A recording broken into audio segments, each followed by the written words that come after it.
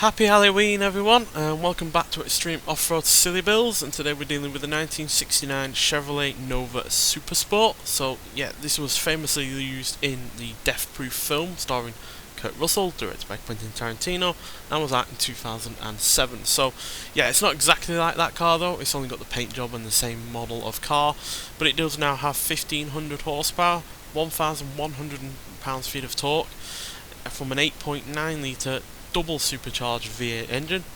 We now weigh 3,197 pounds, and we have off-road tyres, all-wheel drive and off-road suspension to help deal with this course, and we can now do 0 to 60 in 2.614 seconds, 0 to 105.14 seconds, and go to a top speed of 211 miles an hour. So yeah, we've also got a roll cage in this to make it look more like the car in the film, which crashed spectacularly into our protagonists, with them all passing away due to the immensity of the crash itself. Hopefully we will not have such a sizable crash on this episode though, but yeah, as you can see we are quite spooky. We've got a lot of fog, we're at night, yeah. So yeah, I'm not going to completely compare this to other cars that have been on this series, because only I think the GMC Vandura, or also known as a Mystery Machine, has gone out in these conditions, but be interested to see what it can do in comparison to that GMC Vandura. But that was hardly the slowest of cars either, despite, you know, being out at these spooky and nighttime conditions. Also, despite the fact that it liked to roll over, or at least go up onto two wheels, so yeah, we shouldn't have that kind of handling issue with this one. So this was driven by Stuntman Mike in the Death Proof film. Yeah. He'd go on to drive a Dodge Charger after crashing this one spectacularly.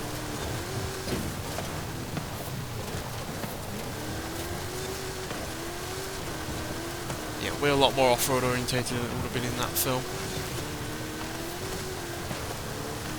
Although, given how the car chase goes with the Charger, would have been handy to have some off-road capability in that car. Although we are quite bouncy here with the raised suspension, which is also quite soft. I think we've got that checkpoint there.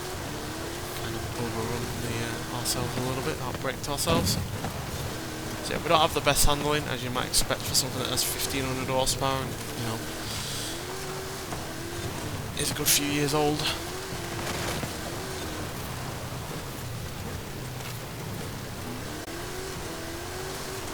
Also do have some understeer, which again is probably expected, given the fact we've got all-wheel drive and we have a much larger engine up front with a pair of superchargers added on top, so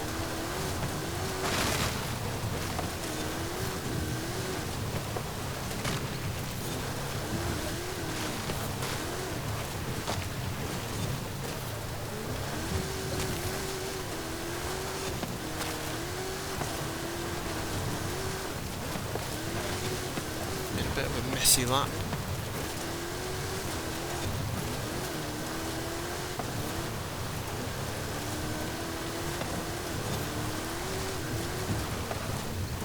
It has felt quick, it's not been a slow lap at all, despite being quite messy.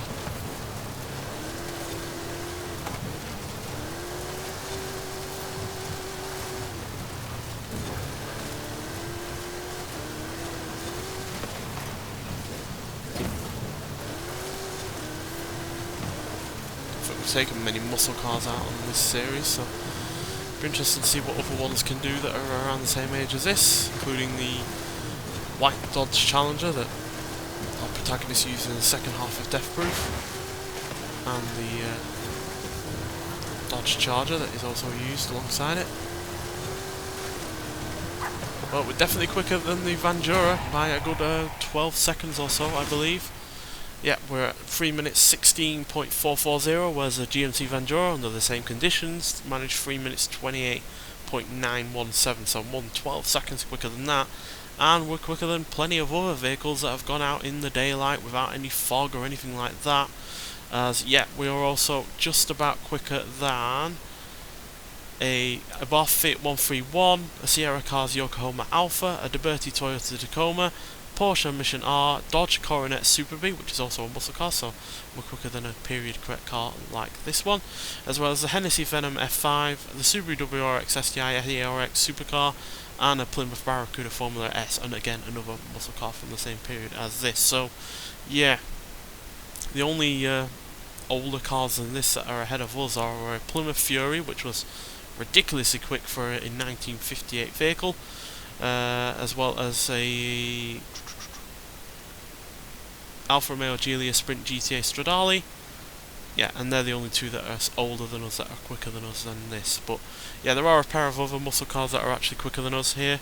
We've got a Pontiac Fiber Trans Am ST 455 in 18th place, and an AMC Rebel the Machine in 16th place. But we've still come in a quite respectable 27th position, which yeah is a 28th position even. So yeah, which is in the top 30, comfortably in the top 50, and for a car of this age with way more power than it was having originally, you've got well over 1,000 extra horsepower with these foggy nighttime conditions, means that yeah, it's done ridiculously well. So yeah, get out there and try this car if you haven't already. The paint job is available on the design and paint store, or whatever you want to call it, and yeah, it is well done, and yeah, it's a fantastic car out of a fantastic film. So yeah, nonetheless, thank you for watching, hope you're having a happy Halloween, and I'll see you in the next one.